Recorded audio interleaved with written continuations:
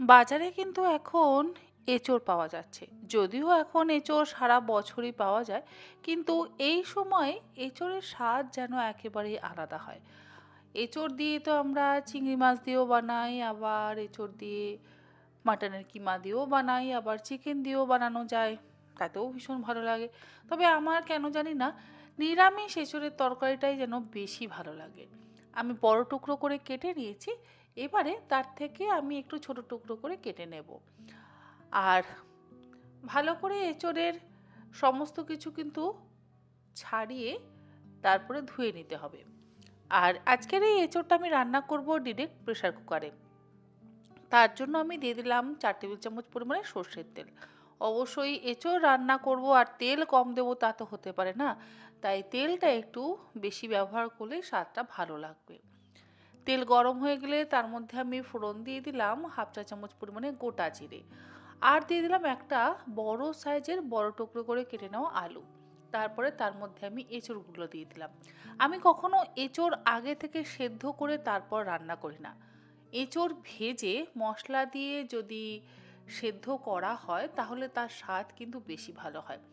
এঁচোড় আর পাঁঠার মাংস, এই দুটোর মধ্যে একটা মিল আছে।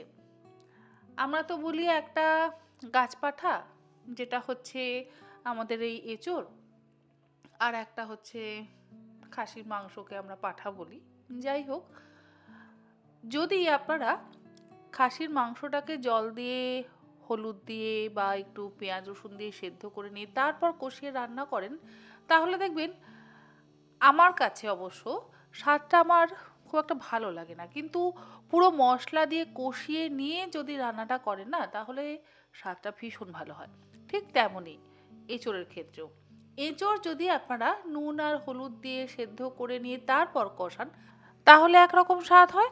আর যদি মশলা দিয়ে কষিয়ে নিয়ে তারপর সেদ্ধ করেন, তাহলে দেখবেন স্বাদটা অনেক বেশি ভালো হয়। আমি এঁচোড় আর আলুটা খুব ভালো করে ভেজে নিয়েছি। ভাজা হয়ে যাওয়ার পর এর মধ্যে আমি একটা বড় সাইজের টমেটো টুকরো করে কেটে নিয়ে দিয়ে দিলাম। অনেকেই কিন্তু করেন এঁচোড়টাকে আগে নুন হলুদ লঙ্কা দিয়ে সেদ্ধ করে নেন, তারপরে কষিয়ে রান্না করেন। একবার আমার মতন করে আগে ভেজে কষিয়ে তারপর সেদ্ধ করবেন, দেখবেন স্বাদ কিন্তু অসম্ভব ভালো হবে। প্রেসার কুকারেই করুন না, তাতে কোনো অসুবিধা নেই, কিন্তু আগে কষিয়ে নেবেন বা আগে ভালো করে ভেজে নেবেন। এবারে একে একে আমি গুঁড়ো মশলাগুলো দিয়ে দিচ্ছি। এই যেমন জিরে গুঁড়ো দিয়ে দিলাম 1.5 চা চামচ পরিমাণে, তার সাথে কাশ্মীরি লঙ্কার গুঁড়ো দিলাম 1 চা চামচ পরিমাণে, আর দিচ্ছি একটু হিং 1/4 চা চামচ পরিমাণে। যেহেতু নিরামিষ রান্না, সেই জন্য হিং ব্যবহার করে যদি রান্নাটা করা হয় অবশ্যই বেশি ভালো লাগে। অল্প একটু গরম জল দিয়ে দিলাম। গরম জলটা দিয়ে এবারে ভালো করে মিশিয়ে কষিয়ে নিচ্ছি। আর মশলা দিয়ে কষানোর সময় এর মধ্যে দিয়ে দিলাম 1 চা চামচ পরিমাণে আদা বাটা। আদা আর হিং এই দুটো একসাথে দিলে তো স্বাদ অবশ্যই বেশি ভালো হবে। দিচ্ছি হাফ চা চামচ পরিমাণে হলুদ গুঁড়ো।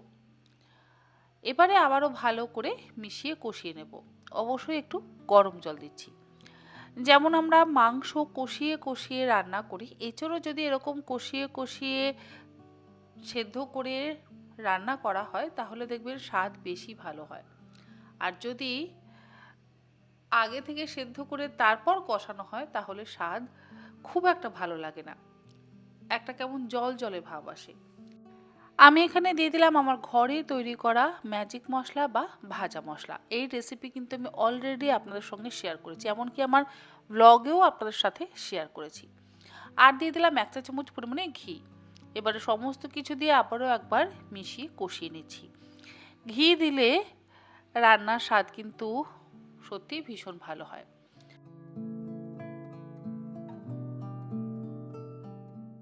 মশলা দিয়ে ভালোভাবে কষানো হয়ে যাওয়ার পর এর মধ্যে দিয়ে দিলাম পরিমাণ মতন গরম জল। যেহেতু আমরা প্রেসার কুকারে রান্না করব, তাই খুব বেশি জলের কিন্তু প্রয়োজন নেই। আর অবশ্যই দিয়ে দেব স্বাদ অনুসারে লবণ। লবণটা দিয়ে আবারও একবার ভালো করে মিশিয়ে নেব। মেশানো হয়ে গেলে তারপরে প্রেসার কুকারের ঢাকনাটাকে বন্ধ করে গ্যাসের ফ্লেমটাকে হাইতে দিয়ে 2 থেকে 3টে সিটি দিয়ে আমরা সেদ্ধ করে নেব। এইভাবে একবার রান্না করে দেখুন, এঁচোড় কষা বা এঁচোড়ের দম খেতে কিন্তু অসম্ভব ভালো হয়। আমি বারবার একটা দিকেই নজর দিতে বলছি, সেটা আগে থেকে সেদ্ধ না করে এইভাবে ভেজে নিয়ে আপনারা সেদ্ধ করে রান্নাটা করবেন, দেখবেন ভীষণ ভালো লাগবে খেতে।